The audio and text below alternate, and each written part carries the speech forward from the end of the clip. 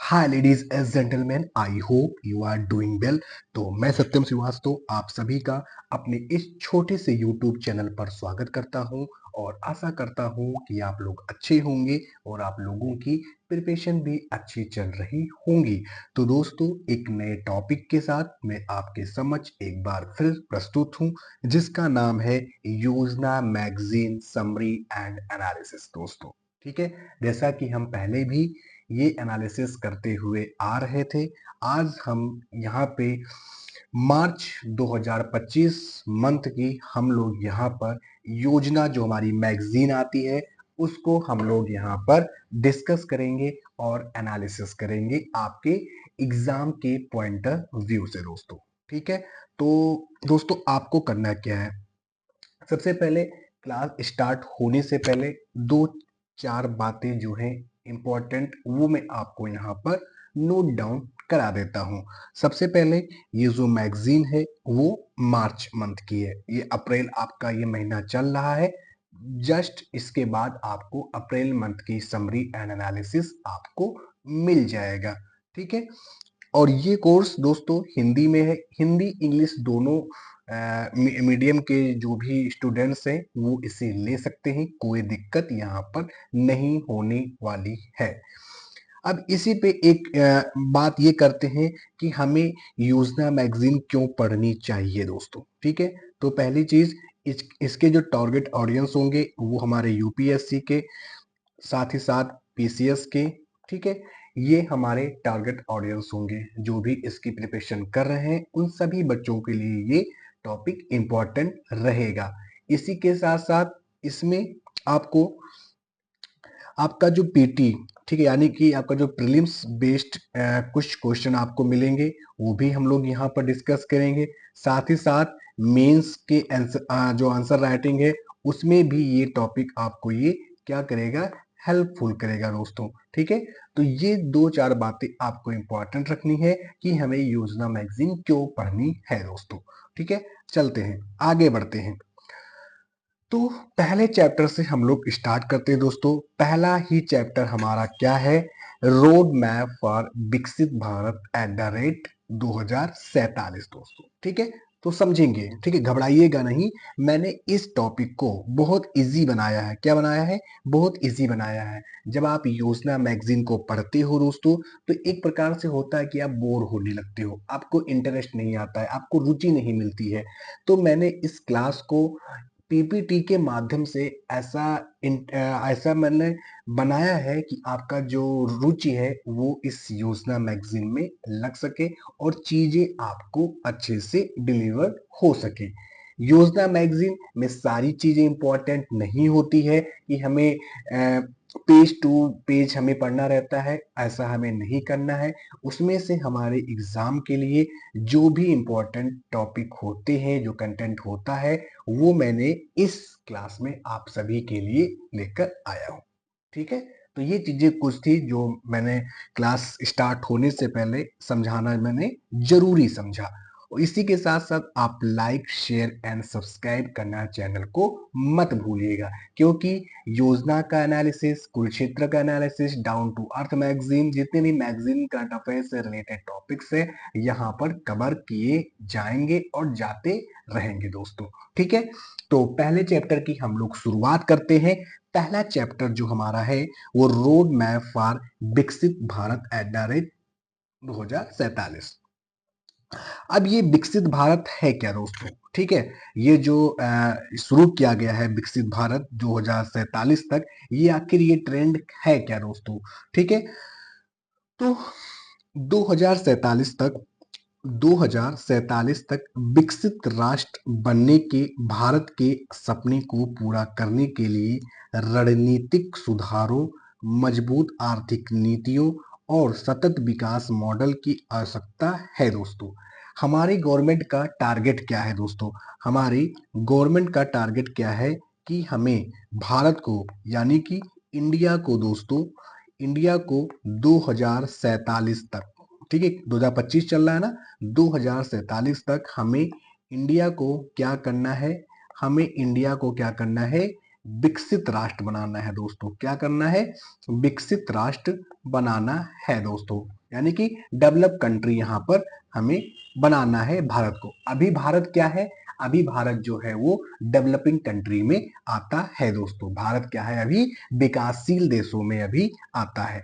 तो हमारी गवर्नमेंट ने ये एक प्रकार से कह सकते हो, ये एक रोड मैप तैयार कर रही है विकसित भारत का, कि हमें 2047 तक एक विकसित, एक डेवलप कंट्री बनने के लिए हमें रणनीतिक सुधार भी करने होंगे, हमें रणनीतिक सुधार भी करने होंगे, साथ ही साथ हमें मजबूत इकोनॉमिक पॉलिसी लानी होगी, साथ ही साथ हमें सस्टेनेबल डेवलपमेंट गोल, जिसे हम लोग क्या कहते हैं? एसडीजी कहते हैं। आपने इसके बारे में पढ़ा होगा। इस पर हमें क्या करना है? फोकस करने की आवश्यकता है दोस्तों। क्या करना है? फोकस करने की आवश्यकता है दोस्तों, क्योंकि जब हम इन सारी चीजों पर फोकस करेंगे तभी जाकर के जो हमारा भारत है वो विकसित भारत बन सकेगा। ठीक है दोस्तों। तो इसके बाद आगे कहा गया है कि जबकि 1991 में आर्थिक सुधारों ने उदारीकरण और वैश्वीकरण का मार्ग खोला, आज निरंतर उच्च विकास हासिल करने के लिए विनियमन अर्थात कि यहाँ पर विनियमन, विनिर्माण एंड ऊर्जा सुरक्षा और सरकार, उद्योग और शिक्षा के बीच त्रिपक्षीय सहयोग पर नए सिरे से ध्यान देने की आवश्यकता है। आप सभी को पता होगा, आप सभी को पता होगा कि भारत जो है 1991 में जहां पर आर्थिक सुधार यहाँ पर इसमें हुए थे, जिसमें उदारीकरण, वैश्वीकरण, ठीक है, इसमें क्या किया था? लिबरलाइजेशन, ग्लोबलाइजेशन का मार्ग यहाँ पर अपनाया गया था दोस्तों।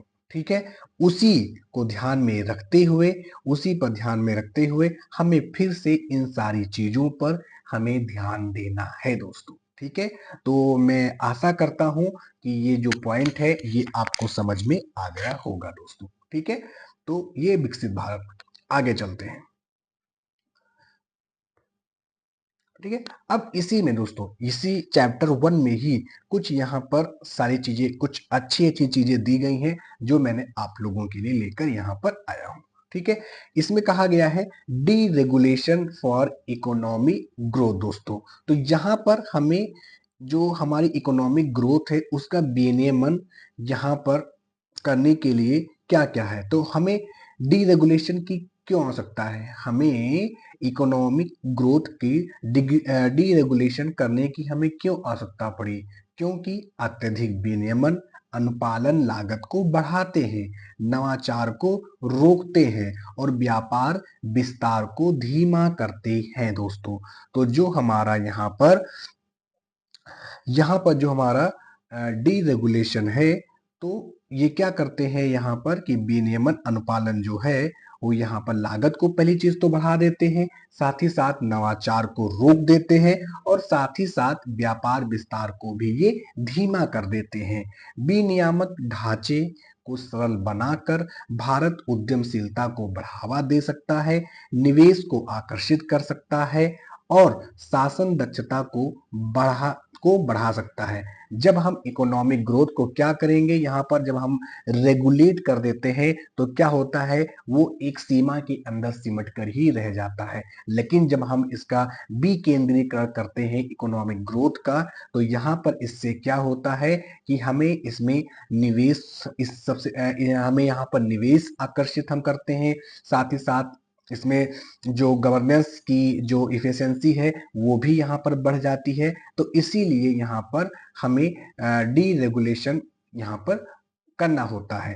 अब इसके लिए कुछ की इनिशिएटिव लिए गए हैं, तो वो कौन कौन से इनिशिएटिव लिए लिए जा चुके हैं वो हमें यहाँ पर डिस्कस करना है। ठीक है, तो 1991 में यहाँ पर रिफॉर्म हुआ, जिसमें क्या किया गया दोस्तों कि जो लाइसेंसी राज है, ठीक है, इंडियन लाइसेंसी राज, उसे क्या किया गया? खत्म कर दिया गया और ओपनिंग द इकोनॉमी, और एक खुली यहाँ पर एक अर्थव्यवस्था खोली गई कि हाँ, लोगों, सभी लोगों के लिए यहाँ पर इकोनॉमी खोली गई। और जो लाइसेंसी राज का मतलब ये था कि कुछ गिने चुने लोगों को ही, उस मतलब अगर मान लीजिए कोई यहाँ पर सॉरी, यहाँ पर गिनेज का मतलब ये नहीं है। लाइसेंसी राज का मतलब ये हो गया कि हमें जब कोई कंपनी मतलब कोई कंपनी खड़ी करनी होती थी, या फिर हमें कोई बिजनेस स्टार्ट करना होता था, या हमें कुछ भी कोई उद्योग यहाँ पर शुरू करना होता था, तो बहुत सारे उसमें पेपर वर्क, बहुत सारे लाइसेंस से संबंधित जटिलताएं, ये सारी चीजें आती थी दोस्तों। ठीक है, तो उसे ही कहा जाता था लाइसेंसी राज। तो अब इसे खत्म कर दिया गया है। जब इसे खत्म कर दिया जाएगा तो यहाँ पर लोग ज्यादा से ज्यादा इकोनॉमी हमारे जो इकोनॉमिक ग्रोथ में पार्टिसिपेट कर सकेंगे, अपना योगदान दे सकेंगे यहाँ पर। तो इससे क्या हो, ये 1991 में ही ये चीजें कर दी गई थी। अब यहाँ पर रिसेंट में कौन कौन से एफर्ट किए गए हमारी गवर्नमेंट के द्वारा। रिसेंट में जो यहाँ पर एफर्ट किए गए हैं, जैसे कि यहाँ पर जीएसटी लाया गया, आप सभी जानते हो। साथ ही साथ आईबीसी कोड यहाँ पर लाया गया, मतलब कि इंसॉल्वेंसी एंड बैंक्रप्सी कोड लाया गया। ठीक है, और साथ ही साथ यहाँ पर real estate regulatory authority RERA को लाया गया है दोस्तों। आप इसका नाम सुने ही होंगे, अगर आप दिल्ली लखनऊ जैसे सिटी में रह रहे हो तो रेरा का नाम आपने कहीं ना कहीं देखा होगा, कहीं ना कहीं आपने सुना होगा। साथ ही साथ यहाँ पर decriminalisation of over 30 laws यहाँ पर जो थे, उसे यहाँ पर क्या किया गया है, एंड डिजिटल गवर्नेंस यहाँ पर लिया गया है, इनिशिएटिव लिया गया है। ठीक है, मतलब डिजिटल गवर्नेंस यानी कि हम डिजिटल माध्यम से सारे जो अपने गवर्नेंस है उसे हम चलाएंगे। ठीक है, तो उसमें भी सरकार उसमें डे बाय डे यहाँ पर क्या कर रही है, अच्छा परफॉर्म कर रही है दोस्तों। ठीक है, साथ ही साथ बजट 2025-26 में क्या किया गया है, focus on simplifying tax loss. ठीक है, साथ ही साथ इन्वेस्टमेंट फ्रेंडली यहाँ पर ट्रिटी जो है वो लाया गया है, and high level committee for regulatory reform. तो ये सारी चीजें इनिशिएटिव लिए गए हैं हमारे इकोनॉमिक ग्रोथ को आगे बढ़ाने के लिए दोस्तों। तो ये आप अपने मेंस आंसर राइटिंग में आप इसे यूज कर सकते हो। ये मेंस के लिए आपको होगा, ठीक है, प्रीलिम्स के लिए इंपॉर्टेंट नहीं है। मेंस के लिए आप यहाँ पर लिख सकते हो अगर कोई टॉपिक इकोनॉमिक ग्रोथ से संबंधित आता है तो दोस्तों। ठीक है, आगे बढ़ते हैं। अब इसी में दोस्तों, इसी चैप्टर में है चैलेंजेस एंड वे फॉरवर्ड, माने कि चैलेंजेस क्या है और हमें आगे की राह हमें क्या ढूंढनी पड़ेगी। तो चुनौतियां जो है, जैसे कि हमें हमारे आगे कौन कौन सी अभी भी हैं, तो यहाँ पर कठोर भूमि उपयोग नीतियां अभी भी हैं दोस्तों। ठीक है, नौकरशाही की अड़चने अभी भी कहीं ना कहीं है, जटिल श्रम कानून अभी भी है कुछ। ठीक है, सरकार धीरे धीरे उन्हें खत्म कर रही है, उन्हें इजी कर रही है, लेकिन अभी भी बहुत सारे ऐसे कानून हैं जिनमें जटिलता भरे श्रम कानून इन्वॉल्वमेंट है उनका। नौकरशाही अड़चने आज भी आप देखते हो, कहीं ना कहीं का कोई ना कोई केस हमें देखने को मिल जाता है। अभी भी भूमि उपयोग से संबंधित जो नीतियां हैं वो ज्यादा क्लियर नहीं है। ठीक है, बहुत ज्यादा उसमें जटिलताएं इसमें भी है, तो इन्हें भी हमें कम करना होगा। आगे की राह हम यही कह सकते हैं कि राज्यों को विनियमन में अग्रणी बनने के लिए प्रोत्साहित करना। हम राज्यों को प्रोत्साहित करेंगे विनियमन में कि वो ज्यादा से ज्यादा कर सके। साथ ही साथ विश्वास आधारित शासन मॉडल अपनाएंगे हम लोग यहाँ पर। एमएसएमई के लिए व्यवसायिक प्रक्रियाओं को सुव्यवस्थित करना दोस्तों। ठीक है, तो ये आप जब जब मेंस में जब आप आंसर राइटिंग लिखोगे, तो उसमें जैसे कि अगर आ गया कि हमें डीरेगुलेशन करने के लिए इकोनॉमिक ग्रोथ का हमें कौन कौन से ऐसे इनिशिएटिव ले सरकार ने लिए हैं, साथ ही साथ चुनौतियां क्या है, तो आप यहाँ पर इनिशिएटिव लिख सकते हो। आगे जा करके आप वहाँ पर चैलेंजेस में आप ये चीज लिख सकते हो, और आगे वे फॉरवर्ड में आप ये चीजें आप वहाँ पर बता सकते हो अपने शब्दों में दोस्तों। ठीक है, तो ये था पहला चैप्टर। आई थिंक आप सभी को ये समझ में आ चुका होगा, और ये अभी पहले ही चैप्टर है दोस्तों। ठीक है, क्योंकि पहला चैप्टर जो था वो बहुत ही लंबा था दोस्तों। ठीक है, तो मैंने कुछ छोड़ा नहीं है, जहां जहां मुझे लगा है कि ये आप लोगों के लिए इम्पोर्टेंट है, वो मैंने यहाँ पर लिया है दोस्तों। ठीक है, आगे बढ़ते हैं। आगे है दोस्तों यहाँ पर नेक्स्ट नेक्स्ट इसी में था कि हमें जो विनिर्माण क्षेत्र है, जो हमारा मैन्युफैक्चरिंग सेक्टर है, जैसे हिंदी में विनिर्माण क्षेत्र कहते हैं दोस्तों, उसे हम लोग मजबूत कैसे बनाएंगे। ठीक है, मैन्युफैक्चरिंग सेक्टर को हम लोग मजबूत कैसे बनाएंगे। ठीक है, तो पहले तो क्वेश्चन ये आना चाहिए आप सभी का कि अर्थात विनिर्माण है क्या दोस्तों। मैन्युफैक्चरिंग है क्या। ठीक है, तो आपने सभी ने आप हिंदी में हो सकता है कि आपको ना समझ जाए, लेकिन जब आप मैन्युफैक्चरिंग वर्ड आप यूज करते हो तो आपको बहुत आसानी से ये आपके माइंड में एक पिक्चर बन जाती है मशीनों की, फैक्ट्रियों की, उद्योगों की। ठीक है, लोहा, सिल्वर, इन सारी चीजों की एक इमेज आपके मन में बनने लगती है। तो सही इमेज आपके मन में बन रही है, मतलब कि नौकरी सृजन, औद्योगिक विकास और बुनियादी ढांचे के विस्तार के लिए एक मजबूत विनिर्माण क्षेत्र महत्वपूर्ण होता है। मतलब अगर हमें किसी कंट्री में रोजगार यहाँ पर डेवलप करना है, रोजगार सृजन करना है, उद्योगों का विकास करना है, बुनियादी ढांचों का विस्तार करना है, तो एक मजबूत मैन्युफैक्चरिंग सेक्टर होना ही चाहिए। ठीक है, अगर अगर आपके एक जिले में अगर एक मैन्युफैक्चरिंग यूनिट लगी होती है तो सोचिए उस जिले के कितने सारे लोगों को वहां पर रोजगार मिलता है। ठीक है, तो इससे क्या हो रहा है, इससे आपकी नौकरी का सृजन ही तो हो रहा है। साथ ही साथ वहां पे जो भी कच्चा माल जाता है, फिर वहां से जो भी माल बन के फिर जाता है, ठीक है, तो वहां का जो बुनियादी ढांचा है, ठीक है, वो भी तो मजबूत होता है ना। तो इसीलिए भारत का लक्ष्य है 2036 तक सालाना 78.5 लाख गैर कृषि रोजगार सृजित करना। तो ये डाटा आप नोट डाउन रखना। ठीक है, कभी कभी क्या होता है, ठीक है, कथन और निष्कर्ष वाले टॉपिक में से पूछ लिया जाता है। ठीक है, तो ये डाटा आपको याद में रखना है। 2036 तक सरकार का ये लक्ष्य है कि यहाँ पर कम से कम 78 लाख गैर कृषि रोजगार सृजन करना है। ठीक है, इसके लिए सरकार ने बहुत सारे इनिशिएटिव लिए हैं, मुख्य पहल किए हैं, जैसे कि किसको, मैन्युफैक्चरिंग सेक्टर को मजबूत बनाने के लिए सरकार ने कौन कौन से कदम उठाए हैं। फॉर दी मेंस के लिए ये भी इंपॉर्टेंट रहेगा आपका। ठीक है, तो नोट डाउन रखिएगा मेंस के लिए। तो पहली चीज तो कि उत्पादन लिंक्ड प्रोत्साहन योजना, अर्थात की PLI दोस्तों। ठीक है, PLI मतलब कि क्या है, यहाँ पर P का मतलब हो गया आपका प्रोडक्शन लिंक्ड इनिशिएटिव दोस्तों। ठीक है, तो यहाँ पर जो आपका PLI जो स्कीम है वो क्या है, वो दूरसंचार, एसी और सेमी कंडक्टर में घरेलू निर्माण को बढ़ावा दिया गया है। ठीक है, तो इसे आप लोग ध्यान में रखना। MSME को सहायता प्रदान किया गया है ऋण गारंटी योजना के तहत, जहां पर साथ ही साथ व्यापार छूट में भी यहाँ पर कुछ छूट दी गई है लोगों को। साथ ही साथ 60% ऋण को कवर करने वाली पारस्परिक ऋण गारंटी योजना भी यहाँ पर सरकार के द्वारा शुरू की गई है। लॉजिस्टिक में भी सुधार किया गया है, जैसे कि बंदरगाहों पर काम करने का समय आधा हो गया 2014 से लेकर के 2024 तक। लॉजिस्टिक प्रदर्शन सूचकांक रैंकिंग में 54वें में से सुधार कर ये 38वें स्थान पर आ गई है दोस्तों। तो जो हमारा लॉजिस्टिक प्रदर्शन सूचकांक है उसमें जो रैंकिंग है वो 38वें स्थान पर है दोस्तों यहाँ पर। ठीक है, तो ये भी आपको ध्यान में रखना है। आगे बढ़ते हैं। अब इसमें भी आपको वही देखने को मिलेगा कि चैलेंजेस क्या है, वे फॉरवर्ड क्या है।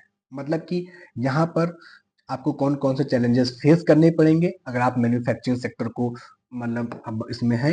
तो ये जैसे कि need to balance labour intensive sectors. ठीक है, तो जो यहाँ पर जो बैलेंस करना है लेबर इंटेंसिव सेक्टर्स में, ठीक है, उनको बैलेंस करने की आवश्यकता है। टेक्सटाइल हो गया, फूड प्रोसेसिंग हो गया, with the high tech industry जैसे कि ईवीएस हो गया, सेमी कंडक्टर्स हो गया। इसमें हमें क्या करना है, इसमें हमें एक बैलेंस लेबर इंसेंटिव यहाँ पर रखना है दोस्तों।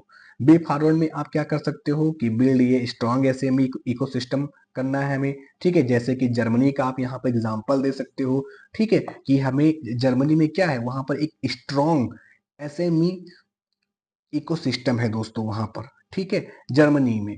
ठीक है, तो वहां पर कौन सा मॉडल है जर्मनी में, तो वहां पर जो मॉडल है वो है मिटल स्टैंड मॉडल दोस्तों। ठीक है, मिटल स्टैंड मॉडल, ठीक है, ये आप ध्यान में रखना। हो सकता है प्रीलिम्स में पूछ ले या फिर कहीं ऐसे कथन करके पूछ ले, तो ये जर्मनी का मॉडल आप लोग ध्यान में रखना, मिडल स्टैंड मॉडल दोस्तों, ठीक है। साथ ही साथ यहाँ पर एक्सपेंड दी नेशनल मैन्युफैक्चरिंग मिशन, यहाँ पर जो हमारा NMM है, उसे यहाँ पर क्या करना है, एक्सपेंड करना है, उसे और भी बड़े लेवल पर यहाँ पर इसे इस स्कीम को बढ़ावा देना है, जो हमारा नेशनल मैन्युफैक्चरिंग मिशन है।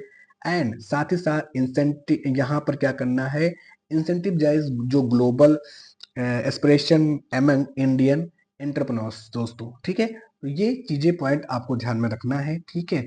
चीजें ये मैंने आपको क्या किया है, एक समरी बना के आपको मैंने यहाँ पर दे दिया है, ठीक है।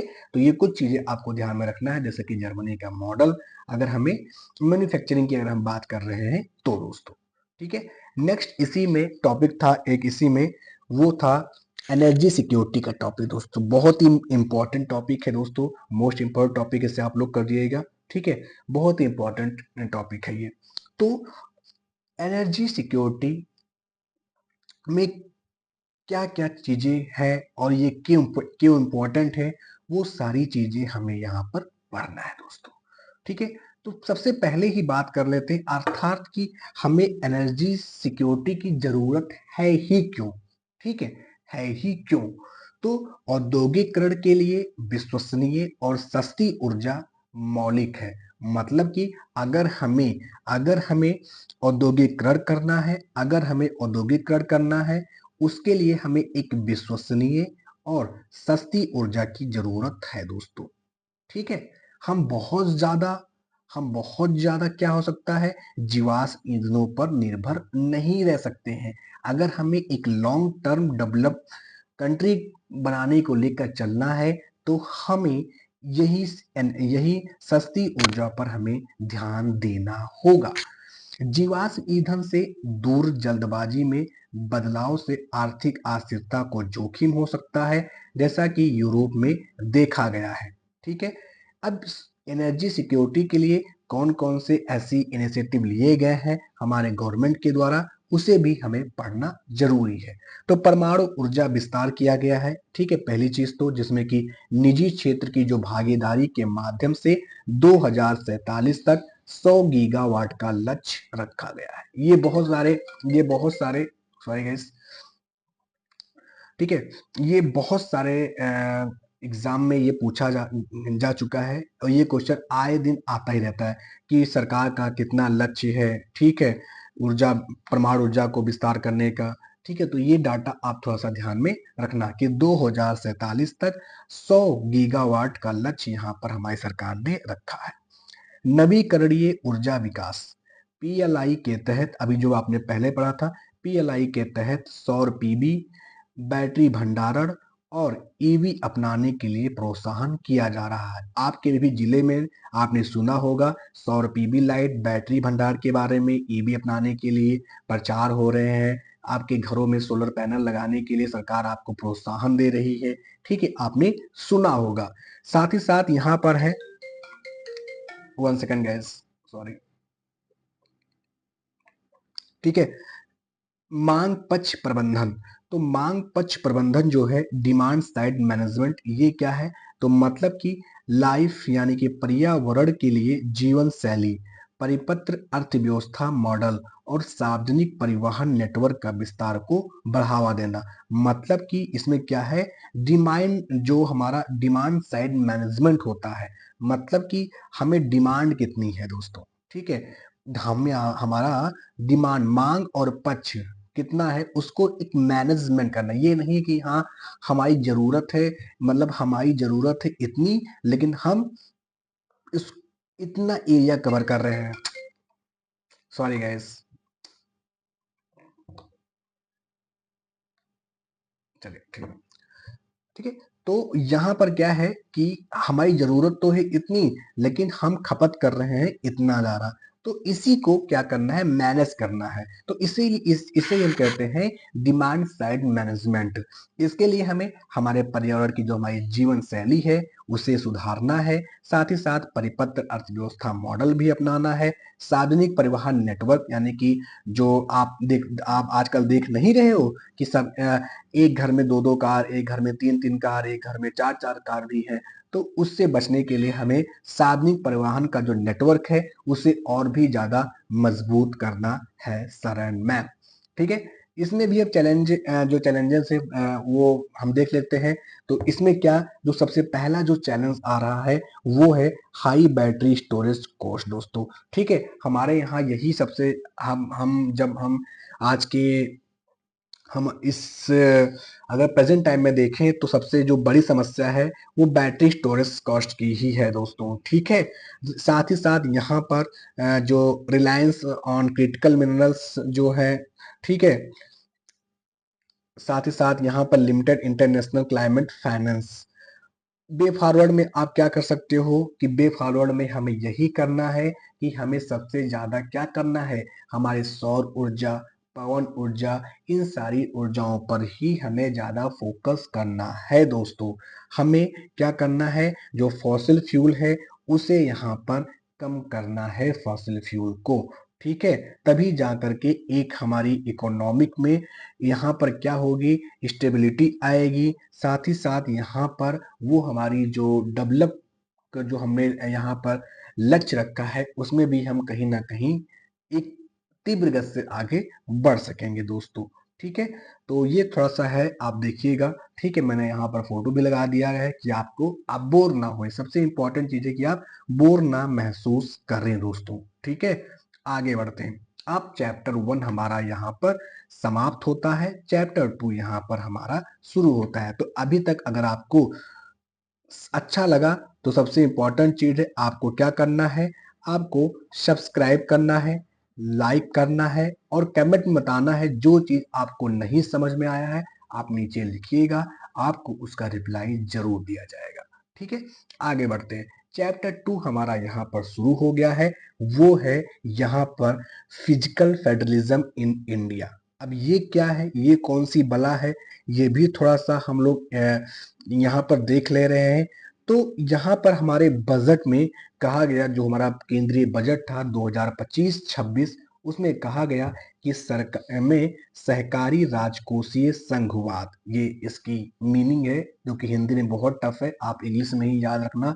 सहकारी राजकोषीय संघवाद को प्राथमिकता दी गई है, जो विकसित भारत और संतुलित क्षेत्रीय विकास के दृष्टिकोण को साकार करने के लिए आधारशिला है। इसमें राज्यों को वित्तीय और प्रशासनिक रूप से सशक्त बनाने के लिए 4 स्तंभों वाली रणनीति अपनाई गई है। ये मोस्ट इंपॉर्टेंट है फॉर द मेंस एग्जाम के पॉइंट ऑफ व्यू से। और जो हमारा सेंटर स्टेट का, जो यहाँ पर सेंटर और स्टेट का जो रिलेशन है, ठीक है, वो भी इसी टॉपिक के अंतर्गत वो आएगा हमारा। ठीक है, सेंटर स्टेट का जो रिलेशन है वो इसी के दायरे में आता है।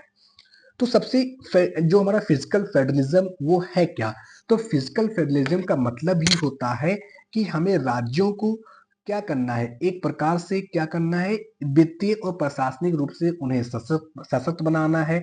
ये नहीं कि हाँ राज्यों की ओर हमें ध्यान ही नहीं देना है, सेंटर राज्य की ओर ध्यान ही नहीं दे रहा है। ठीक है, तो विकसित भारत के दृष्टिकोण से हमें एक संतुलित क्षेत्र विकास अगर हमें करना है तो हमें राज्यों को प्रशासनिक रूप से सशक्त बनाना पड़ेगा, और इसे ही कहते हैं फिजिकल फेडरलिज्म दोस्तों। ठीक है, तो वो सरकार ने राज्यों को मजबूत बनाने के लिए वो 4 स्तंभ कौन कौन से अपनाए हैं। उसमें पहला स्तंभ हमारा आता है करों और शुल्कों का बढ़ा हुआ हस्तांतरण राज्यों को। ठीक है, तो ये है करों और शुल्कों का बढ़ा हुआ हस्तांतरण। तो इसमें क्या किया गया है कि राज्यों को कर हस्तांतरण बढ़ाकर यहाँ पर लगभग लगभग 14.22 लाख करोड़ रुपए, यानी कि 14 लाख करोड़ बजट अनुमान 2025-26 से उसे कर दिया गया है। तो काफी एक प्रकार से कह सकते हो ठीक ठाक यहाँ पर बजट दिया गया है राज्यों को, करोड़ शुल्क को बढ़ा हुआ। जो 2024-25 से 14% ये अधिक है। ठीक है, तो ये 14% अधिक है जो अगर हम तुलना करें 2024-25 की अपेक्षा। 15वें वित्त आयोग की सिफारिश के आधार पर 15वें वित्त आयोग की सिफारिशों के आधार पर राज्यों को केंद्रीय करों का 41% प्राप्त होता है। इंपॉर्टेंट डाटा है, नोट डाउन करेगा। ऐसा डाटा आपको और कहीं नहीं मिलेगा। तो आप इस डाटा को कोट कर सकते हो जब भी आप सेंटर स्टेट के इकोनॉमी रिलेशन या सेंटर स्टेट रिलेशन पे कुछ लिख रहे हो। अगर ऐसा कोई टॉपिक आता है, ठीक है, तो वहां पर आप ये डाटा इंक्लूड कर सकते हो कि हमारा जो फाइनेंस कमीशन है 15वां वित्त आयोग, वो सिफारिशों के आधार पर राज्यों को केंद्रीय करों का क्या 41% प्राप्त होता है, जिसमें क्षेत्र विशिष्ट आवश्यकताओं के लिए बिना किसी सीमा निधि सुनिश्चित होती है। ठीक है, तो पहला पॉइंट तो ये हो गया। दूसरा क्या किया है हमारी गवर्नमेंट ने, तो पूंजीगत व्यय के लिए विशेष सहायता, पूंजीगत व्यय के लिए राज्यों को एक विशेष सहायता योजना जो कि 2020-21 में शुरू की गई थी, ये योजना के तहत 1.5 लाख करोड़ रुपए आवंटित किए गए हैं। ठीक है, तो राज्यों को एक विशेष सहायता योजना है राज्यों के लिए, जिसमें उन्हें यहाँ पर बजट में उनके लिए यहाँ पर पैसे यहाँ पर दिए जाते हैं। ठीक है, ताकि राज्य जो है वो अपनी बुनियादी ढांचा को मजबूत बनाने में इस फंड का प्रयोग वो कर सके। 1 सेकेंड गाइस।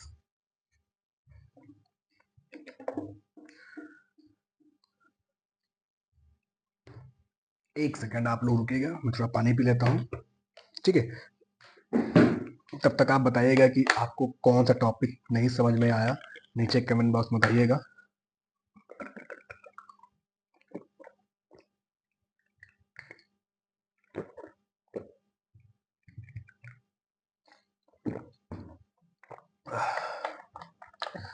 दोस्तों बहुत मेहनत लगता है क्लास बनाने में।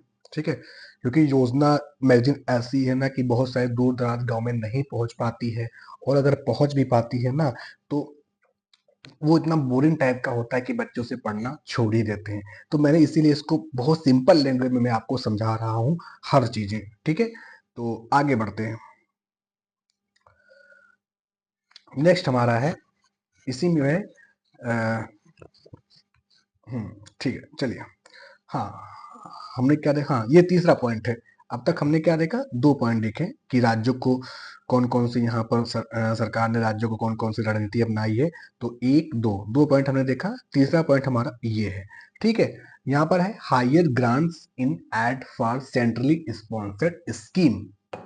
ठीक है, तो ये सेंट्रली स्पॉन्सर्ड स्कीम होती है दोस्तों। इसका मतलब क्या होता है, सेंट्रली स्पॉन्सर्ड स्कीम का मतलब होता है जिसे सेंटर भी स्पॉन्सर करती है दोस्तों। ठीक है, ऐसी बहुत सारी स्कीम है जिसमें सेंटर अपना सहयोग देती है राज्यों को, उसे ही बोलते हैं, उनका भी कुछ हिस्सा होता है। ऐसा नहीं कि राज्यों का ही, सेंटर का भी उसमें पार्टिसिपेशन होता है, इसीलिए इसे बोलते हैं सेंट्रली स्पॉन्सर्ड स्कीम। तो यहाँ पर इसके लिए जो ये एलोकेशन जो यहाँ पर था, इसे बढ़ा दिया गया है, यहाँ पर 5.41 लाख करोड़ रुपए कर दिया गया है। ठीक है, और इसके लिए कौन कौन सी इनिशिएटिव लिए गए हैं, किन इनिशिएटिव लिए गए हैं, कौन कौन सी, जैसे कि एग्रीकल्चर के क्षेत्र में अगर हम देखें तो पीएम धन धान्य कृषि योजना।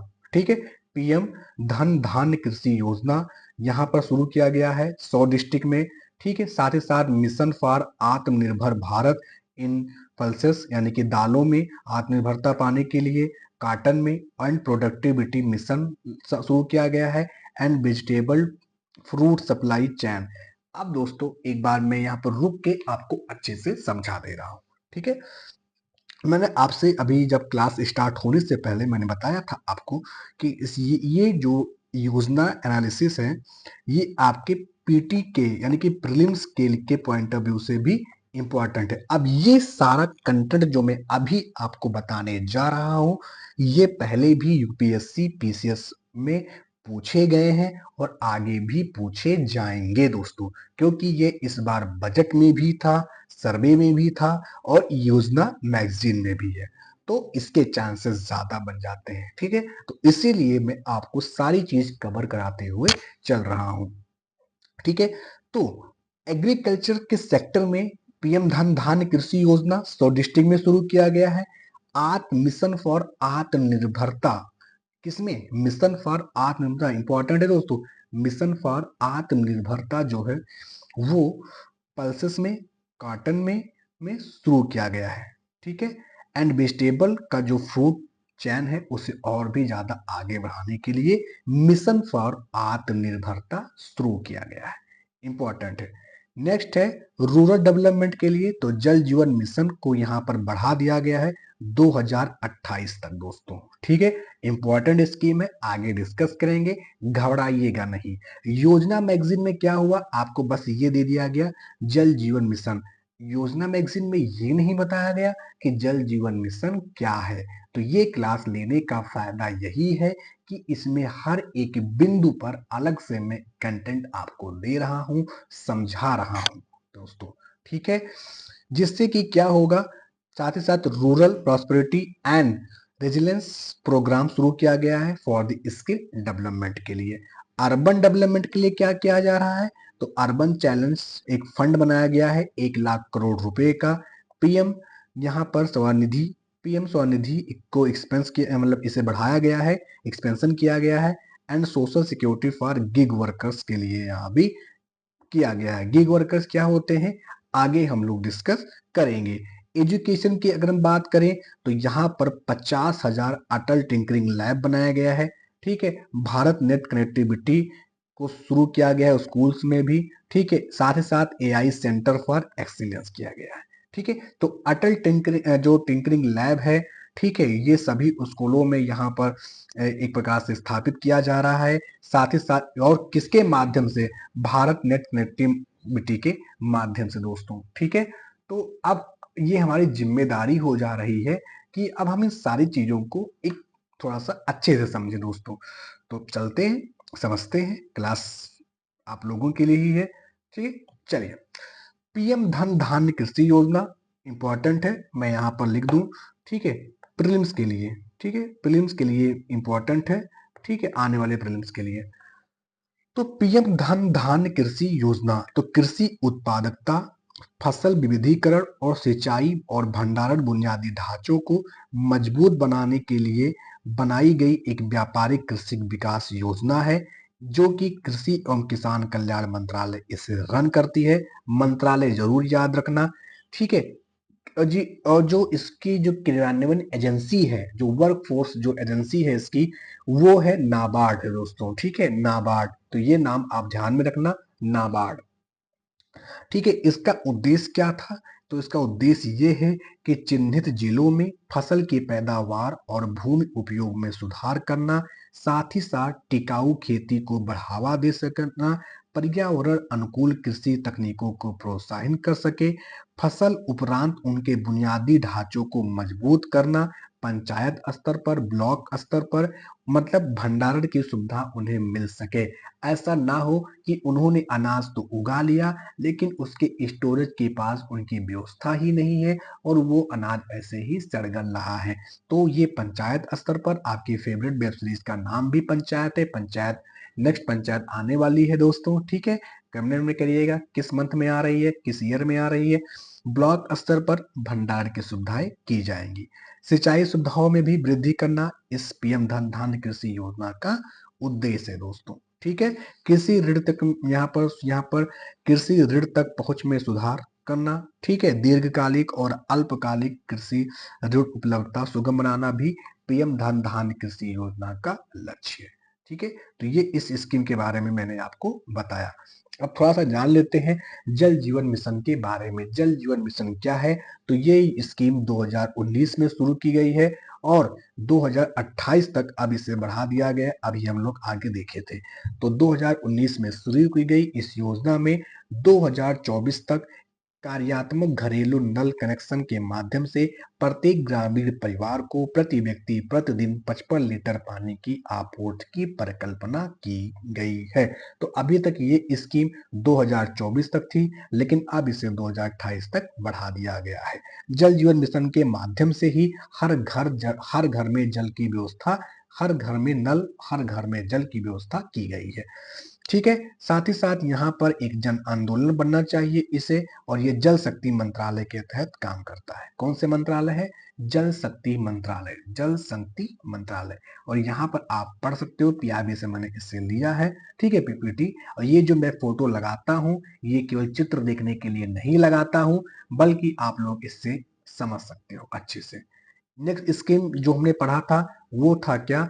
पीएम स्वनिधि। तो पीएम स्वनिधि स्कीम क्या है? तो यह एक केंद्रीय क्षेत्र की योजना है, अर्थात यह आवासन और शहरी कार्य मंत्रालय द्वारा पूरी तरह से वित्त पोषित योजना है। मतलब कि ये एक सेंट्रल सेक्टर स्कीम है, जिसका निम्नलिखित उद्देश्य है: कार्यशील पूंजी ऋण की सुविधा उपलब्ध कराना, नियमित पुनर्भुगतान को प्रोत्साहन करना, डिजिटल लेन देन हेतु पुरस्कृत करना, क्रमशः 10,000 रुपए और 20,000 रुपए के पहले व दूसरे ऋण के अलावा 50,000 रुपए तक के तीसरे सावधि ऋण की शुरुआत की गई है।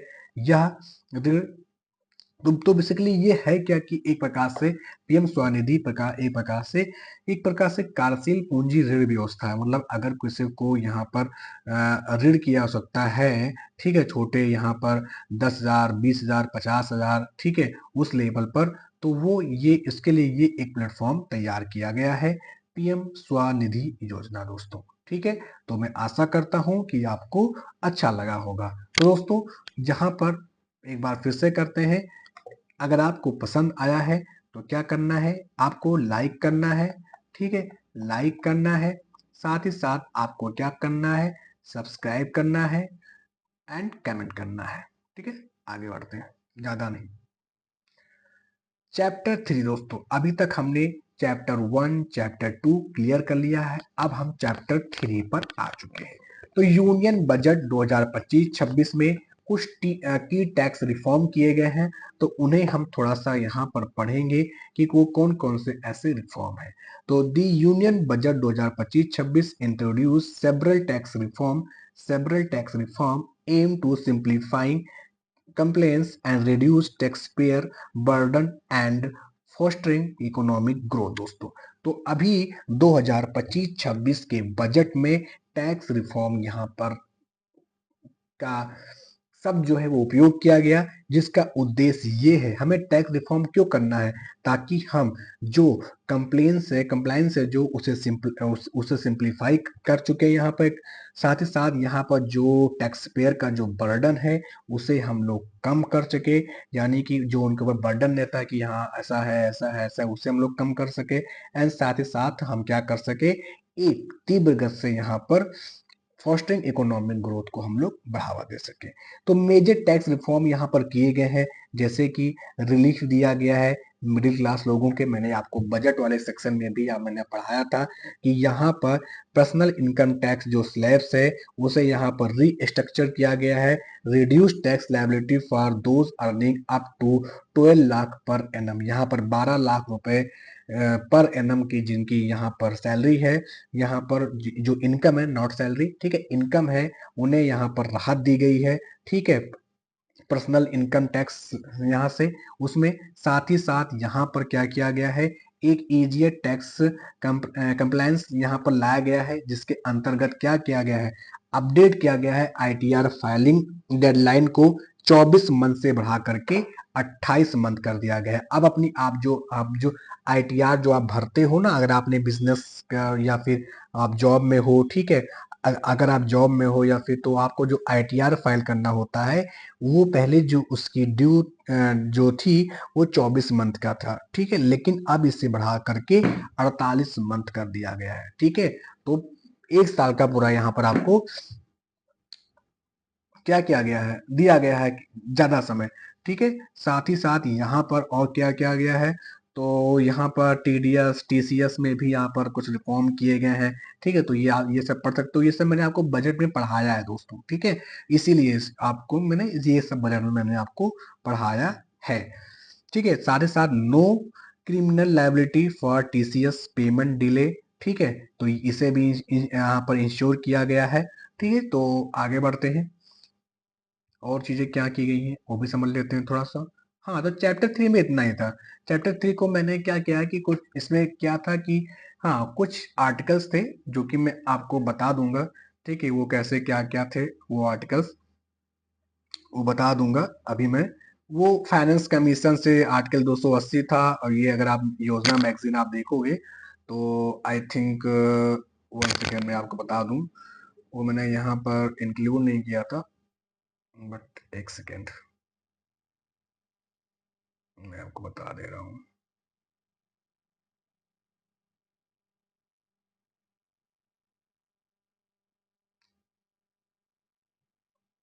नहीं नहीं, वो इसमें नहीं था, वो शायद पहले वाले चैप्टर में था, वो मैं आपको बता दूंगा, वो मैं आपको मे भी स्क्रीन शॉट शेयर कर दूंगा।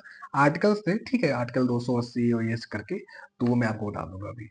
तो ये चैप्टर 3 आपका यहीं पर समाप्त होता है। चैप्टर 3 में वही था कि कौन सा टैक्स की रिफॉर्म करना है, वो मैंने बजट में भी आप लोगों ने पढ़ा होगा, बजट में मैंने पढ़ाया भी है। ठीक है, तो वही सारी चीजें यहाँ भी वो लिखा गया था, तो वो चीज ज्यादा यहाँ पर है नहीं।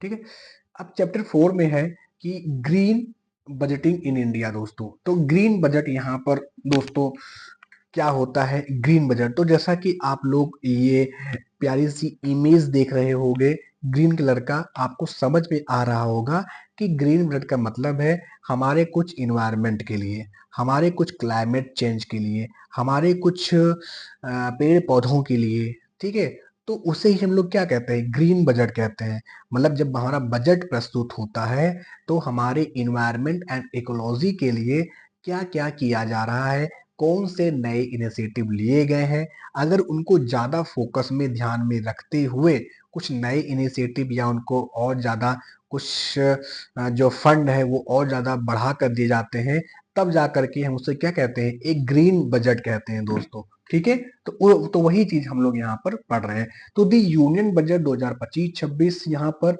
Reinforce India commitment to climate goals by increasing allocation for clean energy, environmental conservation and sustainable agriculture दोस्तों।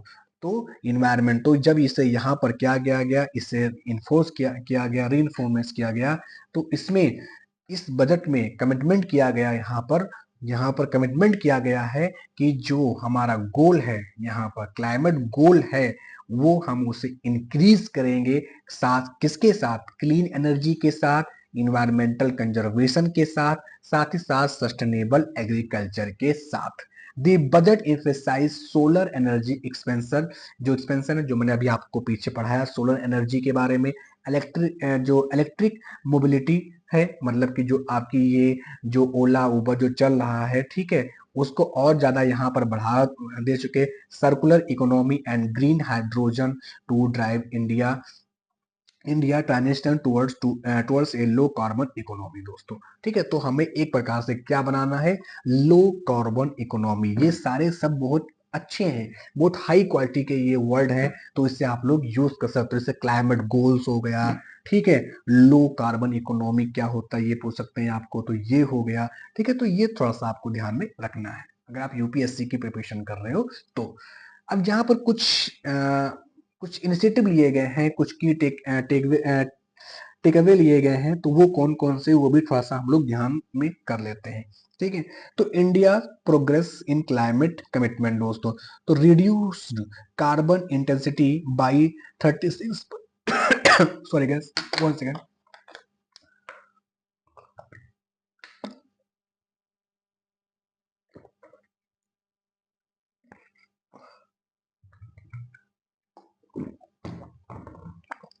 चलिए, आप भी चाय पानी, चाय तो नहीं, पानी पानी रख के जरूर बैठेगा। चलते हैं, तो यहाँ पर reduced carbon intensity by 36% from 2005 level. तो यहाँ पर 2005 के स्तर से, 2005 के स्तर से क्या किया गया है, 36% पर क्या किया गया, यहाँ पर कार्बन को रिड्यूस्ड किया गया है। ठीक है, 2025 के स्तर के, जो कि एक क्या है, सरपासिंग टारगेट है दोस्तों। ठीक है, साथ ही साथ यहाँ पर रिवाइज किया गया है। इसका मतलब समझिए आप कि जो हमारा जो कार्बन, जितना हम कार्बन उत्सर्जित कर रहे हैं, जो इंटेंसिटी है, जो कार्बन जो उत्सर्जित कर रहे हैं, वो हम 2025 के लेवल से 36% हम लोग इसे क्या कर क्या किए हैं, रिड्यूस किए हैं, यानी कार्बन हम रिड्यूस किए हैं 36% 2005 के लेवल के स्तर से। साथ ही साथ revise national nationally determined contribution NDC target to 45% reduction by 2030। साथ ही साथ सरपास्ट 210 गीगावाट रिन्यूएबल एनर्जी का यहाँ पर कैपेसिटी, टारगेटिंग 500 गीगावाट 2030 तक। तो हम लोगों ने 210 का जो टारगेट यहाँ पर रखा था, वो यहाँ पर उसे हम लोग पास कर चुके हैं, यानी कि उसे हम लोग पूरा कर चुके हैं। अब जो हमारा जो टारगेट है वो 500 गीगावाट का है, जो कि 2030 तक हम इसे पूरा कर लेंगे। तो ये कुछ डाटा आपको ध्यान में रखना है कि 500 गीगावाट हम लोग कब करेंगे, 2030 तक। अभी हम लोग करना कितना किए हैं, तो 210 गीगावाट अभी तक हम लोगों ने किया है। Increase budgetary support for green sector, तो मतलब कि हम लोगों ने बजट में भी यहाँ पर इंक्रीज किया है हमारे ग्रीन सेक्टर के लिए। ग्रीन सेक्टर का मतलब इकोनॉमी, जो सॉरी इन्वायरमेंट एंड इकोलॉजी के लिए हमने जो बजट है उसे बढ़ा दिया है। कितना बढ़ा दिया है, 10% हम लोगों ने बढ़ा दिया है दोस्तों। ठीक है, यहाँ पर तो आपको ध्यान में रखना है। ठीक है, MOEFCC क्या है ये आप जानते हो, ministry of environment and climate change दोस्तों। तो यहाँ पर ministry of environment and forest climate change, तो बजट इसे इंक्रीज कर दिया गया है। यहाँ पर 10% का इसमें क्या किया गया है, इंक्रीज किया गया है दोस्तों। ठीक है, तो आई थिंक आप सभी को समझ में आ गया होगा। अब बात करते हैं, यहाँ पर हम लोगों ने क्या क्या देखा, हमने एक दो पॉइंट देखे। तीसरा पॉइंट क्या किया गया है, thrust on solar energy and clean energy manufacturing, मतलब कि हमें solar energy and clean energy manufacturing पर फोकस कर रहे हैं। पीएम सूर्य घर मुफ्त बिजली योजना दोस्तों। ठीक है, पीएम, अब ये यहां से इंपॉर्टेंट हो गया फॉर दी आपके प्रीलिम्स के लिए दोस्तों। ठीक है, प्रीलिम्स के लिए इंपॉर्टेंट है। तो पीएम सूर्य घर मुफ्त बिजली योजना, इसमें 66% का इंक्रीज किया गया है इन फंडिंग में। ठीक है, 22,600 करोड़ रुपए यहाँ पर इसके लिए एलोकेट किए गए हैं for the house hold solar energy के लिए दोस्तों। पीएम कुसुम स्कीम, इसमें भी यहाँ पर 2600 करोड़ रुपए यहाँ पर इन्हें दिया गया है for the solar irrigation pump के लिए, for the solar irrigation pump के लिए। तो इंपॉर्टेंट है और ध्यान रखना, पीएम कुसुम। ठीक है, focus on domestic clean tech manufacturing, मतलब कि सोलर सेल्स हो गया, बैटरीज हो गया, टू रिड्यूस इंपोर्ट डिपेंडेंसी, मतलब हमें इंपोर्ट पर यहाँ पर जो डिपेंडेंसी है, जो हमारी निर्भरता है, उसे यहाँ पर कम करना है। फिर चाहे वो सोलर सेल्स हो, बैटरी हो, हमें यहाँ अपने यहाँ ही हमें उससे क्या करना है, डेवलप करना है हमें। ठीक है, नेक्स्ट पॉइंट जो है वो green hydrogen and nuclear energy को क्या करना है, एक्सपेंशन करना है, ग्रीन हाइड्रोजन दोस्तों।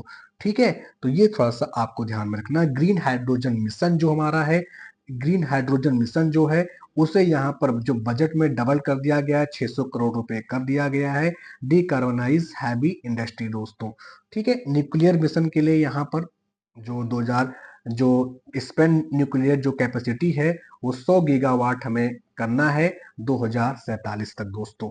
ठीक है, तो ये सारे आप जो डाटा मैं आपको दे रहा हूं वो आपको थोड़ा सा ध्यान में रखना पड़ेगा दोस्तों। ठीक है, इंफ्रास्ट्रक्चर एंड एनर्जी सिक्योरिटी पर भी हम फोकस कर रहे हैं। ठीक है, तो ये भी आपको ध्यान रखना, हम लोग ग्रीन एनर्जी कॉरिडोर भी बना रहे हैं। ठीक है, तो जिससे कि जो हमारा जो ट्रांसमिशन है वो और भी ज़्यादा बेहतर हो सके। इलेक्ट्रिसिटी डिस्ट्रीब्यूशन कंपनीज को यहाँ पर क्या कर रहे हैं, हम लोग रिफॉर्म कर रहे हैं, साथ ही साथ उन्हें प्रमोट कर रहे हैं, ताकि वो और भी ज़्यादा ईवी जो है ना, जो हमारा जो इलेक्ट्रिक व्हीकल है वो और ज़्यादा भारत में वो डेवलप करें, उन्हें प्रमोट करें, ताकि जो हमारा पेट्रोल डीजल पे जो डिपेंडेंसी है वो कम हो सके। ठीक है सर एंड मैम, तो ये था, वही चीज मैंने यहाँ पर आपको अभी यहाँ पर पढ़ा दिया है। अब यहाँ पे इंपॉर्टेंट ये हो जाता है कि हमें पीएम सूर्य घर मुफ्त बिजली योजना क्या है, पीएम कुसुम स्कीम क्या है, ये हमारी जिम्मेदारी है, ये मेरी जिम्मेदारी है। योजना में ये नहीं बताया गया था, लेकिन आई थिंक मैंने पीपीटी में इंक्लूड किया है। ऐसा हो नहीं सकता है कि मैंने इंक्लूड ना किया हो, ये है। ठीक है, पीएम सूर्य घर मुफ्त बिजली योजना, तो यह क्या है, यह पर्याप्त वित्तीय सब्सिडी प्रदान करके और इंस्टॉलेशन में सुविधा सुनिश्चित करके सोलर रूफटॉप सिस्टम को अपनाने को बढ़ावा देने के लिए एक केंद्रीय योजना है। ठीक है, मतलब कि आपने देखा होगा, आपके घरों में लगा भी होगा, मतलब ये आपका मकान है, ठीक है, ये आपका मकान है और आपके रूफटॉप पर यानी कि आपके छत के ऊपर ये सोलर पैनल लगाया जाएगा। और ये जब आप सोलर पैनल लगाओगे तो सरकार आपको इसमें सब्सिडी भी देगी और जो आपके पूरा आपको लगा करके आपको यहाँ पर लगाने में भी आपकी हेल्प करेगी, आपके घर पर आएंगे, वो लगा के जाएंगे। ठीक है, आपको इसमें सब्सिडी भी दिया जाएगा। तो यही है पीएम सूर्य घर मुफ्त बिजली योजना। इसका उद्देश्य है कि लक्ष्य है भारत में 1 करोड़ परिवारों को मुफ्त विद्युत ऊर्जा उपलब्ध कराना है, मतलब कि मुफ्त में, ऐसा नहीं कि कोई पावर हाउस से बिजली आएगी। ये जो सोलर पैनल लगेगा उसी से, सूर्य की रोशनी से ही यहाँ पर बिजली मिले, ऐसा सरकार का लक्ष्य है। 1 करोड़ परिवारों को मुफ्त में विद्युत ऊर्जा प्रदान करना। ठीक है, परिवार को प्रत्येक महीने 300 यूनिट बिजली मुफ्त मिल सकेगी इससे। क्रियान्वयन एजेंसी जो है वो ये 2 स्तरों पर यहाँ पर इसका जो क्रियान्वयन किया जा रहा है 2 स्तरों पर किया जा रहा है। 2 एजेंसियां हैं, एक तो राष्ट्रीय स्तर पर हमारा है एनपीआईए है, राष्ट्रीय कार्यक्रम क्रियान्वयन एजेंसी है। राज्य स्तर पर राज्य क्रियान्वयन एजेंसी है, एसआई है दोस्तों। ठीक है, तो ये थोड़ा सा आपको ध्यान में रखना है। अब कुसुम स्कीम की जिक्र आया था, तो कुसुम जो पीएम कुसुम योजना है, तो ये 2019 में शुरू की गई एक प्रमुख योजना है जिसका उद्देश्य था कि सौर ऊर्जा समाधानों को बढ़ावा देकर कृषि क्षेत्र में बदलाव लाना है।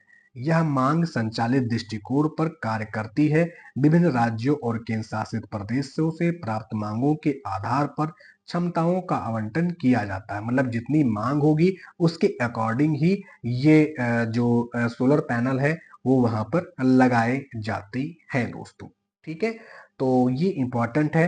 तो इसमें क्या क्या होता है, इसमें सौर पंप वितरण किए जाते हैं, सौर ऊर्जा कारखाने का निर्माण होगा, ट्यूबवेल की स्थापना होगी, वर्तमान पंपों का आधुनिकीकरण होगा। बेसिकली ये जो है ये मतलब कि किसान बिजली के माध्यम से सिंचाई ना करके पौधों को, ठीक है, फसलों को, जबकि ये सोलर पैनलों के माध्यम से, सौर पंपों के माध्यम से अपने खेतों की सिंचाई वो कर सके। बेसिकली इसके लिए कुसुम स्कीम को लाया गया था। ठीक है, तो आई थिंक ये दोनों स्कीम आपको समझ में आ गई होगी। ठीक है, तो यहाँ पर अब नेक्स्ट चैप्टर जो है हमारा, जो चैप्टर 4 था वो खत्म होता है। चैप्टर 5 पे हम लोग मूव करते हैं। तो चैप्टर 5 जो है इंडियाज रैपिड स्ट्राइड्स इन सोलर एनर्जी दोस्तों। ठीक है, तो भारत सरकार की नीतियां जो है वित्तीय आवंटन, तकनीकी प्रगति के समर्थन से सौर ऊर्जा के क्षेत्र में उल्लेखनीय प्रगति कर रहा है। मतलब कि सौर ऊर्जा, जो सोलर एनर्जी है उसके क्षेत्र में भारत सरकार की जो भी नीतियां हैं वो एक प्रकार से प्रोग्रेसिव एक्शन में है, वो प्रगति एक्शन में, प्रगति कार्य पर वो है दोस्तों। केंद्रीय बजट 2025-26 में सौर ऊर्जा परियोजनाओं के लिए, यहाँ पर सौर ऊर्जा परियोजनाओं के लिए 24,224 करोड़ रुपए आवंटित किए गए हैं, जो अब तक का सबसे अधिक आवंटन है दोस्तों, जिसका उद्देश्य है घरेलू विनिर्माण को बढ़ावा देना और आयात निर्भरता को कम करना। इंडिया सोलर ग्रोथ की बात करें तो इंडिया का जो रैंक है वो चौथे नंबर पर आता है पूरे ग्लोबली, वैश्विक स्तर पर, इन सोलर एनर्जी प्रोडक्शन के मामले में 2024 के आंकड़े के अनुसार। तो ये एक प्रकार से अच्छी बात है, लेकिन इंडिया का लक्ष्य ये होना चाहिए कि इंडिया पहले नंबर पर ये आ सके, या दूसरे नंबर पर आ सके, या तीसरे नंबर पर आ सके। ठीक है, ये इंडिया का लक्ष्य होना चाहिए। The country aims to achieve 300 gigawatt of installed solar capacity by 2030 में, यानी कि 2030 तक हम लोग क्या करेंगे, ठीक है, 2030 तक हम लोग क्या करेंगे कि 300 गीगावाट की एनर्जी हम लोग यहाँ पर प्रोड्यूस करेंगे। किसके द्वारा? सोलर के द्वारा दोस्तों, ठीक है, सूर्य के द्वारा। ठीक है, साथ ही साथ जहां पर अभी हम लोग जो कर रहे हैं सोलर कैपेसिटी जो ग्रू फ्रॉम अभी जो है 2014 से लेकर के 2024 के मामले में, तो ये यहाँ पर जो है वो 97.86 गीगावाट है दोस्तों। ठीक है, तो अभी हमें इसे 2030 तक 300 गीगावाट तक लेकर जाना है, जो कि फासला लंबा है, लेकिन धीमे धीमे हम लोग पहुंच जाएंगे।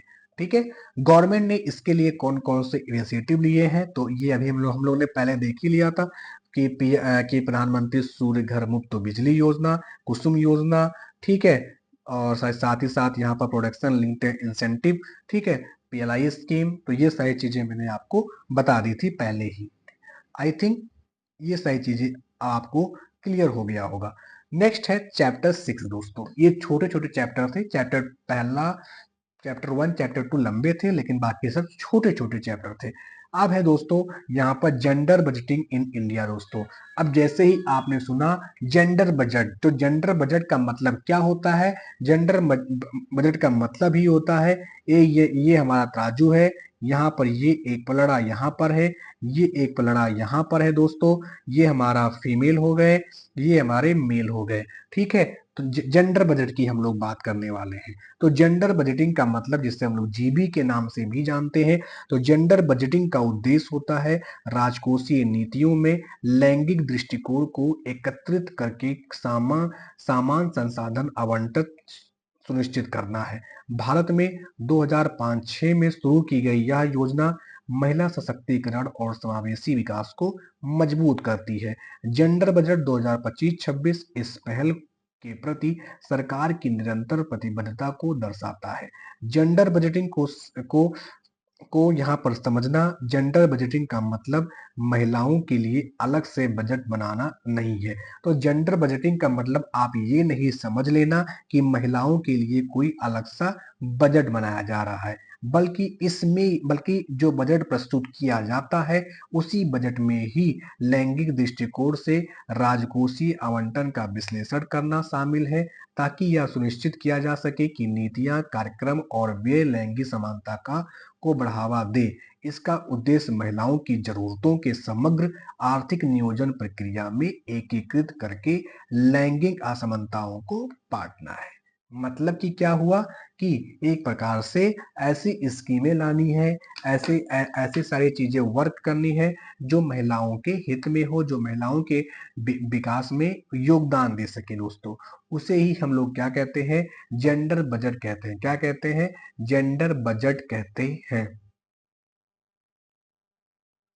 ठीक है, जेंडर बजट कहते हैं। ठीक है, तो इसमें कुछ अच्छे अच्छे पॉइंट दिए गए हैं, तो वो देख लेते हैं। तो इंडिया जेंडर को जो यहाँ पर जो जेंडर बजट है उसको यहाँ पर दो भागों में बांटा गया है, पार्ट ए पार्ट बी। तो यहाँ पर पार्ट ए में है कि schemes with 100% allocation for women. ठीक है, ऐसी स्कीमें जो महिलाओं के लिए 100% यहाँ पर उन्हीं के लिए यहाँ पर क्या किया गया है?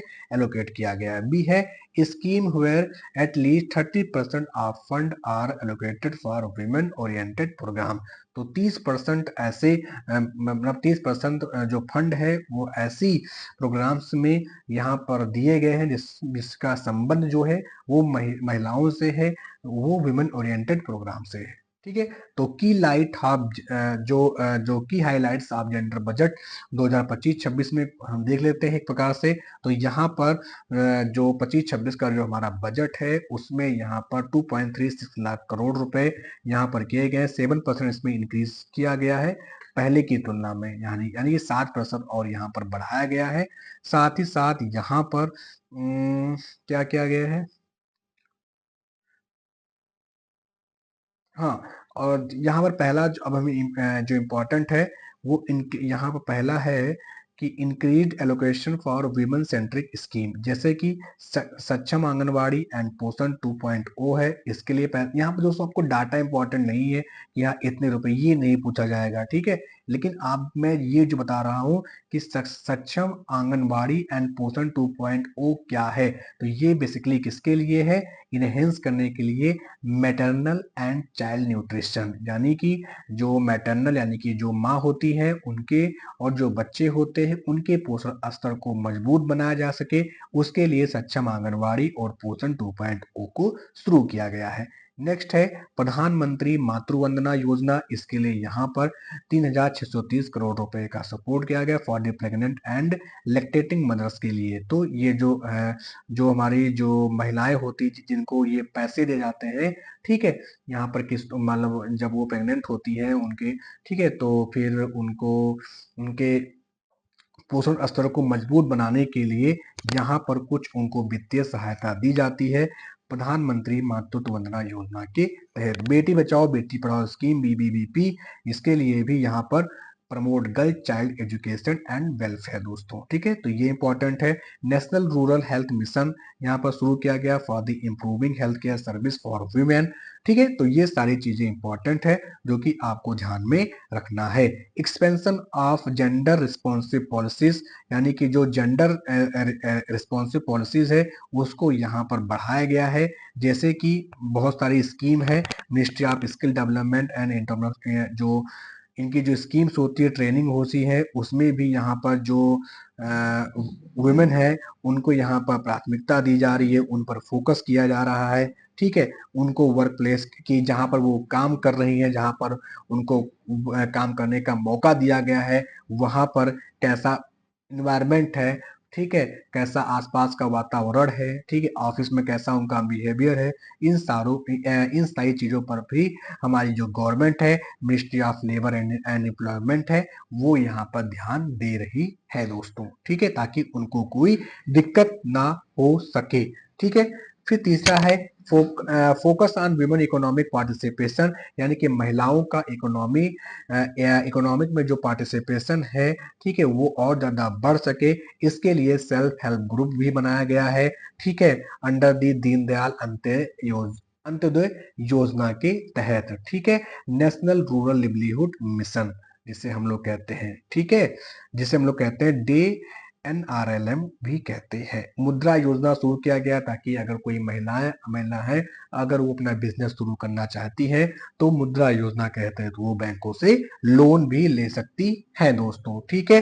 तो यहाँ पर चैलेंजेस कौन कौन से हैं, यहाँ पर प्रोग्रेस क्या क्या है, तो यहाँ पर अगर हम देखें तो पास्ट 2 डिकेड से जेंडर जो budgeting has led to notable improvements, यहाँ पर जैसे कि कुछ इंप्रूवमेंट्स देखे गए हैं, जैसे कि higher female enrolment in school यहाँ पर, ठीक है, साथ ही साथ increased maternal health care access, gender financial inclusion, तो ये सारे पॉइंट है जो कि आप अपने जैसे कि नंबर आप जो महिलाओं का जो बैंक अकाउंट जो खाता है वो अब बैंकों में खुलने लगा है दोस्तों, ठीक है, अब उनका अकाउंट नंबर है, ठीक है, किसके तहत, जनधन योजना के तहत।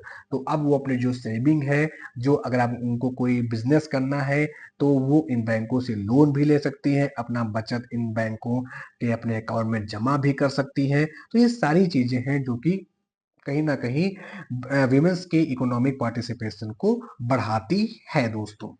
आगे बढ़ते हैं। चैलेंजेस यहाँ पर और भी बहुत सारे चैलेंजेस हैं, जैसे कि यहाँ पर जेंडर जो वेज गैप है वो यहाँ पर, साथ ही साथ यहाँ पर under presentation in work force, यानी कि कभी कभी होता है कि वर्क का जो फोर्स होता है वो बहुत ज्यादा पड़ जाता है यहाँ पर, ठीक है, तो उसको भी यहाँ पर एक एक प्रकार से चैलेंज ही है। Limited awareness for gender budgeting, यानी कि अभी अभी अभी बहुत सारी ऐसी महिलाएं हैं जिनको जेंडर बजट के बारे में पता ही नहीं है, उनको पता ही नहीं कि हाँ उनको कौन कौन सी सरकार की तरफ से सुविधाएं दी जा रही हैं, तो एक प्रकार से उनके अंदर अवेयरनेस भी फैलाना एक प्रकार से अभी एक प्रकार से चैलेंज बना हुआ है।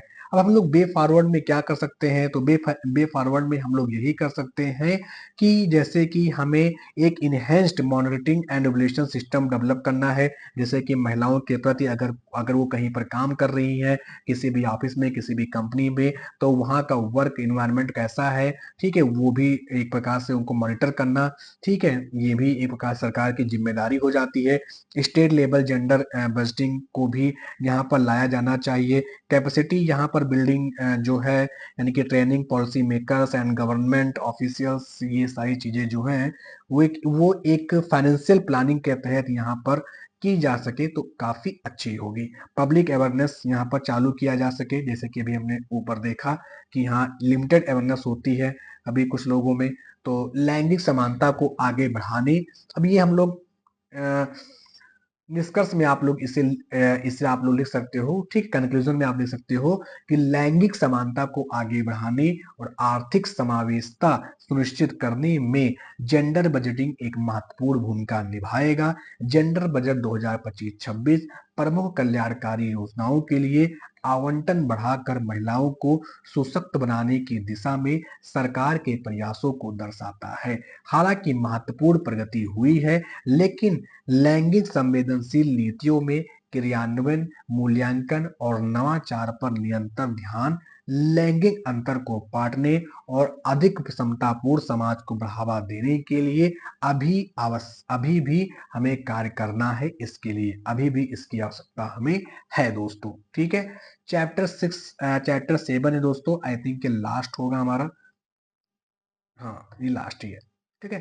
तो इसको भी फटाफट खत्म कर लेते हैं, चैप्टर 7, ठीक है। आई थिंक अभी तक आप सभी को समझ में आ गया होगा। एक सेकंड का टाइम दीजिए आप, एक सेकंड पानी पी लेते हैं। दोस्तों योजना का ऐसा समरी यानी असमरी आपने और कभी नहीं देखा होगा। कराते तो बहुत सारे लोग हैं, लेकिन इतना डीप कोई नहीं जाता है, ठीक है, इतना डीप कोई नहीं जाता है, ये आपको ध्यान में रखना पड़ेगा।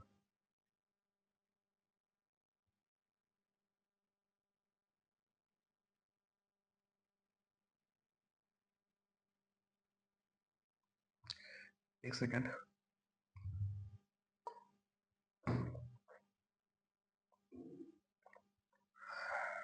चलिए चलते हैं। अब यहाँ पर चैप्टर 6 जो है वो है दोस्तों कंबैटिंग वायलेंस अगेंस्ट वुमेन दोस्तों, ये मल्टी सेक्टोरल अप्रोच, तो महिलाओं के खिलाफ हिंसा, ये चैप्टर 7 में दिया गया है। तो सबसे पहले समझते हैं कि महिलाओं के खिलाफ हिंसा आखिर है क्या। तो महिलाओं के खिलाफ हिंसा जो है वो भारत में एक व्यापक चुनौती बनी हुई है, जिसमें घरेलू हिंसा भी आता है, यौन उत्पीड़न, तस्करी, साइबर हिंसा और ऑनर किलिंग की घटनाएं। घरेलू हिंसा से महिलाओं की सुरक्षा अधिनियम 2005 और पोस्ट अधिनियम 2013 जैसे प्रगतिशील कानूनों के बावजूद जारी है। मतलब हम ऐसा नहीं है कि हमारे इंडिया में कानून नहीं है, महिलाओं की हिंसा से संबंधित है कानून, जैसे कि महिलाओं की सुरक्षा संबंधी अधिनियम 2005 है, पोस्ट अधिनियम 2013 है, लेकिन उसके बावजूद भी आए दिन महिलाओं के खिलाफ हिंसा होती रहती है कहीं ना कहीं। तो क्रियान्वयन और सामाजिक दृष्टिकोण में यहाँ पर प्रणालीगत अंतराल को दूर करने के लिए हमें कानूनी रूप से, सामाजिक रूप से, शैक्षिक रूप से, आर्थिक रूप से हस्तक्षेप करना करना पड़ेगा, और हस्तक्षेप करने की एक प्रकार से जरूरत भी है, ठीक है। तो लीगल, यहाँ पर हम देखें तो लीगल एंड इंस्टीट्यूशनल फ्रेमवर्क में हम अगर हम देखें तो की लेजिस्लेशन क्या है यहाँ पर। तो की लेजिस्लेशन जो है वो है, जैसे जैसे कि इसमें आप चार चीज आपको ध्यान में रखना है। डोमेस्टिक वायलेंस एक्ट 2005 का आपको ध्यान में रखना है, ठीक है। ये क्या करता है, ये प्रोवाइड करता है इमीडिएट रिलीफ टू सर्वाइवर, यानी कि इसमें ऐसा नहीं है कि हाँ इसमें जांच चलेगी कानून, इसमें आपको तुरंत, आपको इमीडिएट आपको यहाँ पर रिलीफ मिलता है, ठीक है। तो डोमेस्टिक वायलेंस एक्ट के तहत 2005 का है, ये प्रीलिम्स में पूछा जा सकता है।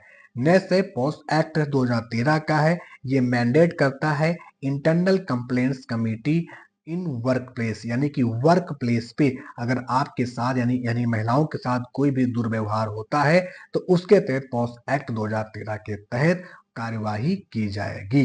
नेक्स्ट है निर्भया एक्ट। आपने नाम सुना होगा, ऐसा हो ही नहीं सकता कि आपने नाम ना सुना हो। निर्भया एक्ट ये है इनहेंस यहाँ पर पनिशमेंट फॉर सेक्सुअल ऑफेंसेस के लिए निर्भया एक्ट बनाया गया था। पॉक्सो एक्ट के नाम आपने सुना होगा, 2012 में यहाँ पर प्रोटेक्ट करता है माइनस फ्रॉम सेक्सुअल एब्यूज। ठीक है, अगर कोई पॉक्सो एक्ट के तहत अगर पॉक्सो एक्ट के तहत ऐसा है कि ये एक गैर जमानती वारंट होता है, इसमें कोई ये नहीं होता कि यहाँ इसमें वारंट होना चाहिए तब आपकी गिरफ्तारी होगी। अगर आप इसमें अब्यूज पाए जाते हो, सेक्सुअल अब्यूज पाए जाते हो, तो आपके ऊपर तुरंत कार्रवाई की जाती है पॉक्सो एक्ट के तहत। तो ये आप थोड़ा सा ध्यान में रखना बस कि डोमेस्टिक वायलेंस एक्ट 2005 के तहत है, पॉक्स एक्ट जो है वो 2013 के तहत है, निर्भया एक्ट 2013 के तहत है और पॉक्सो एक्ट 2012 के तहत है।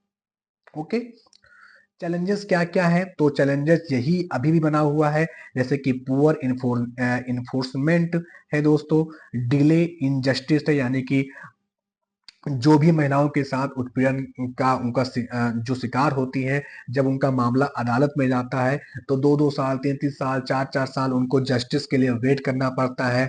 ठीक है, जस्टिस किस पक्ष में आएगा ये भी नहीं श्योर होता है कि यहाँ किस पक्ष की ओर जस्टिस मिलेगा। ठीक है, साथ ही साथ यहाँ पर underreporting due to stigma बहुत सारे होते हैं उसके उसके अकॉर्डिंग। ठीक है, तो only 15% of cases result in क्या है कन्विक्शंस। एनसीआरबी का ये डाटा है 2022 के अकॉर्डिंग। ठीक है, तो आप ये सॉल्यूशन आप क्या दे सकते हो, यानी कि इसमें आप बे फॉरवर्ड में क्या लिख सकते हो, सॉल्यूशंस क्या है इसका? तो एक हमें क्या करना है, फास्ट ट्रैक कोर्ट हमें यहाँ पर बनाना है फॉर स्पीडी ट्रायल, यानी कि जल्दी जल्दी मामलों की सुनवाई हो सके। ठीक है, उसके लिए फास्ट ट्रैक कोर्ट हर जिले में यहाँ पर होना चाहिए। Gender sensitive training for policy and judiciary मतलब होना चाहिए। सारे साथ एक्सपैंड वन स्टॉप सेंटर्स यहाँ पर होने चाहिए। यहाँ पर वन स्टॉप सेंटर आपने देखा होगा दिल्ली में, लखनऊ में आपको मिल जाएंगे। एंड वुमेन हेल्पलाइन नंबर को यहाँ पर जो है 181। ठीक है, यहाँ पर सर्वाइवर सपोर्ट, तो यहाँ पर इसे और अच्छे तरीके से लागू किया जाना चाहिए। ऐसा नहीं कि आप नंबर मिला रहे हो और उसमें बस आपको एक दबाओ, दो दबाओ, तीन दबाओ, आपको यही बस बोल रहा है। ठीक है, तुरंत यहाँ पर रिप्लाई होना चाहिए। ठीक है, तो ये सारी चीजें हो गई, तो आप थोड़ा सा कुछ देख लेते हैं।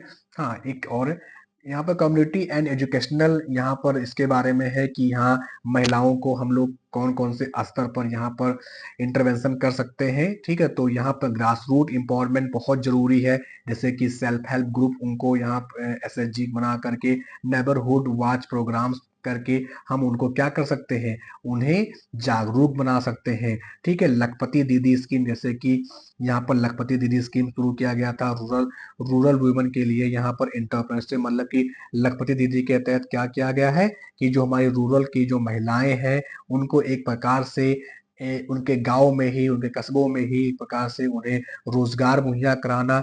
ठीक है, ये सारी चीजें होना। साथ ही साथ यहाँ पर हम प्रमोट करें सेल्फ डिफेंस ट्रेनिंग को, यहाँ पर जैसे कि रानी लक्ष्मीबाई आत्मा रक्षा परीक्षण। ठीक है, तो सेल्फ डिफेंस ट्रेनिंग प्रोग्राम यहाँ पर हमें ऐसी चीजों को प्रमोट करना चाहिए। ठीक है, मीडिया कैंपेन्स टू चैलेंज, जो जो मीडिया का जो रोल है इसमें वो और भी ज्यादा यहाँ पर सामने खुलकर आना चाहिए। ठीक है, तो ये सारी चीजें हैं।